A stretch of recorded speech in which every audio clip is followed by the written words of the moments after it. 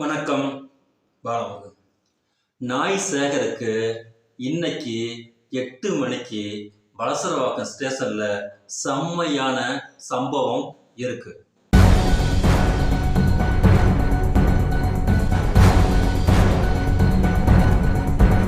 நேத்திக்கு பிரஸ் மீட்ல எவ்வளவு தெனாவட்டா, எவ்வளவு அடாவடித்தனமா என்ன பண்ணுவ, வர முடியாது, நீ ஆகிறத பாரு, என் இஷ்டத்துக்கு தான் வருவேன், எனக்கு காலையில தர்மபுரியில வந்துகிட்டு எனக்கு கலந்து உரையாடல் இருக்கு, அதனால வர முடியாது, ஆகிறத பார்த்துக்கோ அப்படின்னு வாய்ஸோடால் வாய் கிளிய கிளிய பேசின இந்த காமெடி பீஸ் சைமன் செபஸ்டி இன்னைக்கு 8 மணிக்கு வந்து ஆஜராகிறேன் ஐயா, தயவு செய்து ஏற்றுக்கொள்ளுங்கள் அப்படின்னு சொல்லி இன்னைக்கு கொடுத்துருக்கு. இன்னைக்கு போலீஸ் ஸ்டேஷன்ல இன்ஃபார்ம் பண்றதுக்கு முன்னாடி நடந்த சம்பவம்.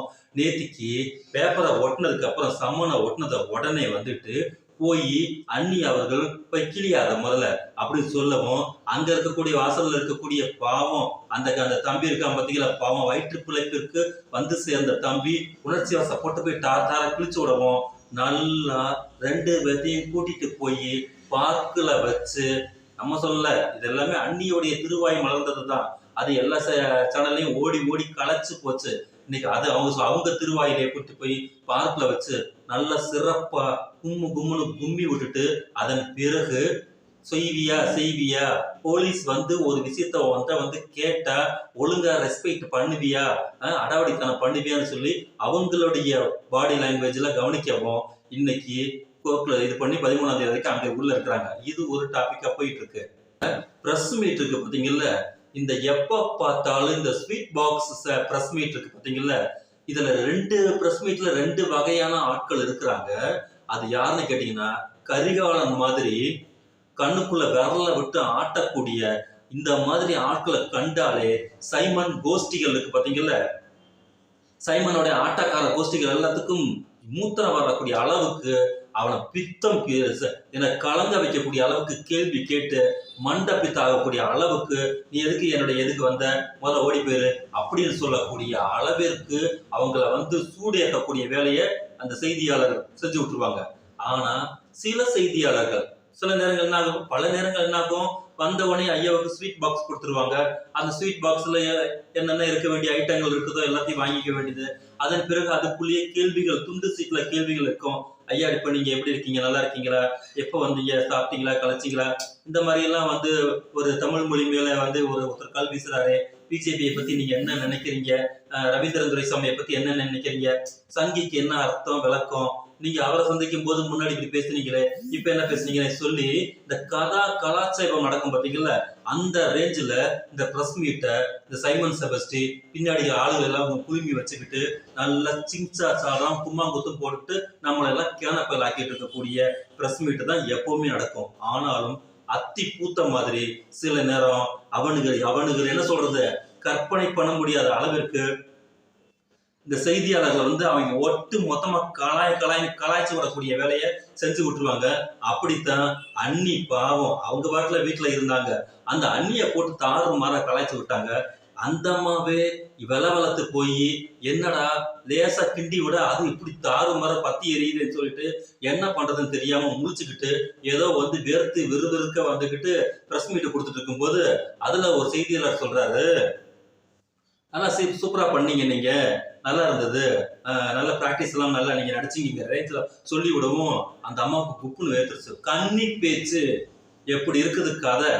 ஒரு கட்சி நாம் தமிழர் நாமே தமிழர்னு நல்ல ஜவ்வா பெரிய இழுவையா இருக்கக்கூடிய ஒரு கட்சியின் அடுத்த கட்ட தலைவி, வழக்கறிஞர் பாசறையில் இருக்கக்கூடிய மாபெரும் தலைவி, அண்ணனுக்கு பிறகு அண்ணி, அண்ணனுக்கு பிறகு அண்ணி, அண்ணனுக்கு பிறகு அண்ணி.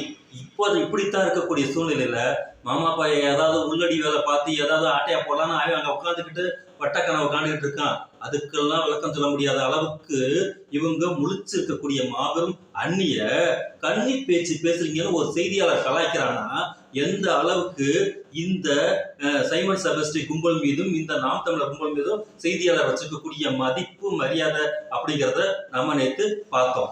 இந்த சைமன் செபஸ்டி சொல்ற அப்படி இந்த பொம்பளை இந்த பெண்களை வந்துகிட்டு நாம் தமிழர்களா இருக்கக்கூடிய அனைவருமே எவ்வளவு கருத்து முரணா இருந்தாலும் பொம்பளைங்கிற வார்த்தையை பயன்படுத்தவே மாட்டோம். அப்படி பொம்பளைங்கிற வார்த்தையை யாராவது பயன்படுத்தினா அந்த பெண்கள் அந்த வார்த்தைக்கு உள்ளீடா இருக்கக்கூடிய அந்த பெண்கள் உடனே என்ன பண்ணுவாங்க, காலில் செருப்பை கட்டிடுவாங்க. படாங்க சொல்லிட்டு என்னடா பேசுன்னு சொல்லிட்டு. அந்த அளவுக்கு அவங்களுக்கும் அந்த புரிதலுக்கும் நம்ம ஆண்களுக்கும் அந்த புரிதலுக்கும் அந்த பொம்பளைங்கிற வார்த்தையை பயன்படுத்த மாட்டாங்க. இந்த லோஃபர் பொறுக்கி இருக்காங்க பார்த்தீங்கல்ல, கேடு கட்டா அட்டப்பட தெருப்பொறுக்கி இருக்காங்க பார்த்தீங்கல்ல, பெண்கள் மீதான அடிப்படை புரிதலும் பார்வையும் மரியாதையும் அற்ற பொறுக்கிகள் இருக்காங்க பார்த்தீங்களா, அவங்க தான் அந்த வார்த்தையை பேசுவாங்க. தொடர்ச்சியா அந்த வார்த்தையை பேசுவாங்க. அதே மாதிரி இவன் நிறைய இடத்துல அந்த வார்த்தைகளை பேசி இருக்கிறான். அதனால இந்த தொடர் சைஸுக்கு இருப்பாளா, அதே மாதிரி இது பொம்பளை, இந்த மாதிரி வார்த்தைகளை பேசும்போது இந்த அம்மாவே இந்த சைமன் செபஸ்டிக்கு நாமளெல்லாம் பதில் சொல்ல வேண்டிய அவசியம் இல்லை. விஜயலட்சுமி ஒரு ஆள் போதும். வண்டியா கிழிச்சு வண்டியில ஏற்றக்கூடிய அளவுக்கு அந்த ஒரு லேடி, அந்த லேடி ஒருத்தங்க போதும். இவன் ஏப்பா சாப்பேன்னு நினைச்சுக்கிட்டான் அந்த அம்மாவை. இவன் கற்பனையிலும் கனவுலையும் காண முடியாத காட்சிகளை இந்த அம்மா இருக்காது அப்படின்னு நினைச்சான். ஆனா படத்தெல்லாம் புரட்டி போட்டு வேற படம் அந்த அம்மா ஓடிட்டு இருக்கு. என் மேல கை வச்சல, உனக்கு நிம்மதியான உறக்கத்தை நான் கொடுத்துடவே மாட்டேன். இந்த அம்மாவுக்கு 1000 பிரச்சனை, குடும்ப பிரச்சனையை தீர்த்து வை அப்படின்னு சொல்லி இவனை தேர்ந்தெடுத்ததுதான் அந்த அம்மாவுடைய தப்பு. இப்ப பிரச்சனை என்னன்னு கேட்டீங்கன்னா, சரி ஓகே ஒண்ணு கெட்டு போல, என்னுடைய வாழ்வை நாசமாக்கணுங்க, உனக்கிட்ட இருந்து எனக்கு நீதி வாங்காம விட மாட்டேன்னு சொல்லி களத்துல இறங்குவோம். நம்ம ஆளுக ஃபுல்லா அங்க சப்போர்ட் பண்ணாரு. ஏன்னா உண்மை அதுதான்.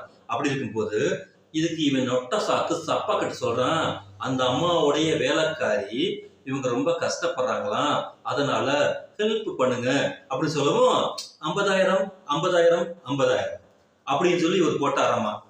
எத்தனை நடிகை வீட்டுல இருக்கக்கூடிய வேலைக்காரிகள் இருக்கும் போது இவருக்கு போன் போட்டா எல்லாருக்கும் 50,000 50,000 50,000 போடுவானா? எத்தனை வீடியோக்கள் இவன் சொல்றான், கேடுகட்ட கேனா பைய பின்னாடி லேடிஸை ஃபுல்லா உட்கார வச்சுட்டு. நல்லா பிரஸ் மீட்டை கவனிக்கலேன். இந்த விஜயலட்சுமி மேட்ரு வரும்போது பின்னாடி ஃபுல்லா லேடிஸை நிப்பாட்டிடுவான். இது இதை விட பெரிய மானங்கட்ட பொழப்பு ஒண்ணு இருக்கு. என்னன்னு கேட்டீங்கன்னா, சின்னாலப்பட்டியில தந்தை பெரியார் மீது மலத்தை கரைச்சு ஊத்திட்டாங்க. அது அந்த கேவலமான அந்த செயலை செய்யவும் டக்குன்னு அந்த இடத்துல பிரச்சனை எதுவும் ஆயிடக்கூடாங்கிற காரணத்துக்காக தோழர்களை ஃபுல்லா அமைதிப்படுத்திட்டு ஒரு போர்வையை எடுத்து பொத்திக்கிட்டா, நார்மலாவே நாரும் போர்வையை எடுத்து பொத்திக்கிட்டு வந்த வேலையை தெளிவாக அந்த 2 மணி நேரம் பேச்சை பேசி முடிக்கிறார் தந்தை பெரியார். முடிவில் சொல்கிறார், என் மீது மலத்தை கரைத்து ஊத்திட்டானே அப்படின்னு சொல்லி நான் வருந்தல, ஆனால் அது மலம் என்று தெரிந்தும் தமிழன் அதன் மீது கை வைக்கின்றானே, அதுதான் எனக்கு வருத்தம்னு சொல்றார். அந்த மாதிரி ஒரு லேடிஸ் பிரச்சனை, அதுவும் கேடுகட்டத்தனமான ரேப் பண்ணிருக்கிறான், ஏமாத்திருக்கிறான், அந்த பொண்ணுட்டு இருக்கக்கூடிய பணத்தை கொள்ளையடிச்சுட்டு போயிருக்கிறான். இது எல்லாமே நாம சொல்லல, அந்த அம்மா சொன்னது கோர்ட்ல இருக்கு. அத்தனை ஆதாரங்களையும் கோர்ட்ல கொடுக்குவோம் தான் நீதிபதியே கேட்டிருக்காரு. அப்ப இந்த அம்மா தான் இவருக்கு முதல் மனைவியா?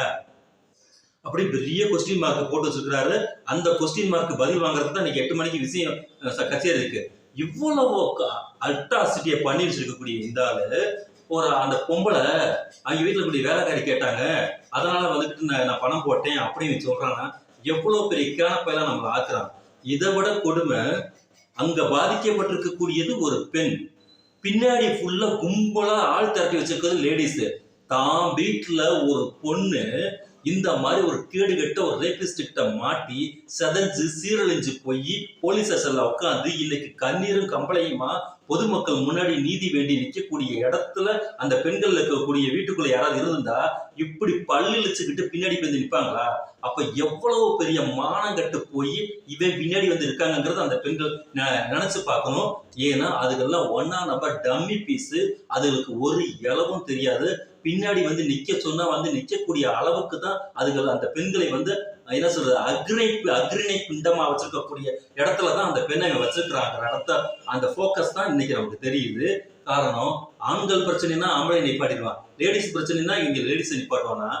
எவ்வளவு பெரிய அட்டப்பாடுற வேலை இங்க செஞ்சுக்கிட்டு இருக்காங்கிறதுதான் முக்கியமான வேலை.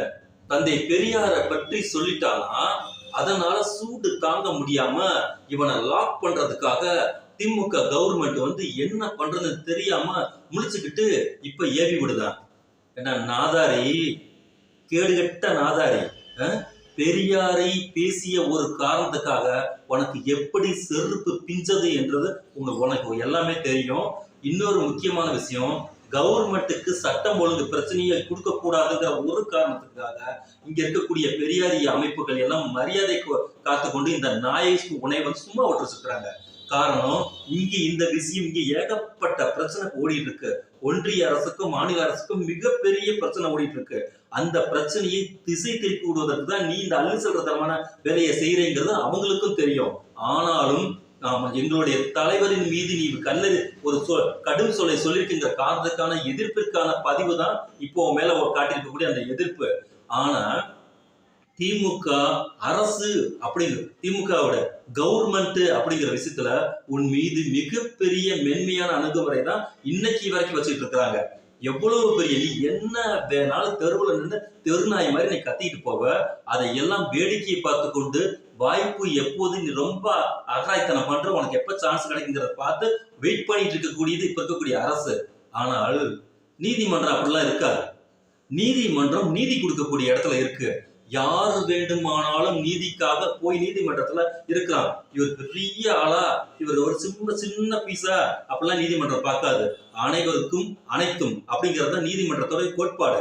இவங்க 14 வருஷமா லப்பரா எழுதிட்டு இருக்கக்கூடிய இந்த விஷயத்த அங்க கொடுக்கும் போது அது எல்லாமே என்னவா இருக்குன்னு கேட்டீங்கன்னா, முறையான பார்வைக்கு வந்ததுக்கு பிறகு நீதிமன்ற இன்ஸ்ட்ரக்ஷன் படிதான் இப்ப எல்லா விஷயமும் நடந்துகிட்டு இருக்கு.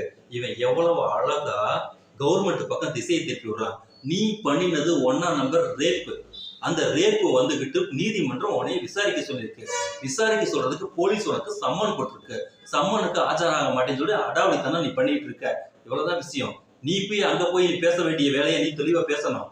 ஆனா வெளியில பிரஸ்ல வந்துகிட்டு நீ ஒரு மாவீரன் மாதிரியும் இந்த நாட்டுக்காக மிகப்பெரிய போர் செஞ்சு எல்லாமே எனர்ஜி இங்க இழந்துட்டு வந்த மாதிரியும் என்னைய போய் நீங்க கேள்வி கேட்கிறீங்களே, இந்திய அரசியலமைப்பு சட்டம் எனக்கு மட்டும்தான் எக்ஸப்ஷன் கொடுத்துருக்குற ரேஞ்சில் நீ பேசுறேன்னா அப்ப நீ யார கிறுக்கு பேலாக்குறேங்கிறத நம்ம ஒரு முக்கியமான கேள்வியா இருக்கும்.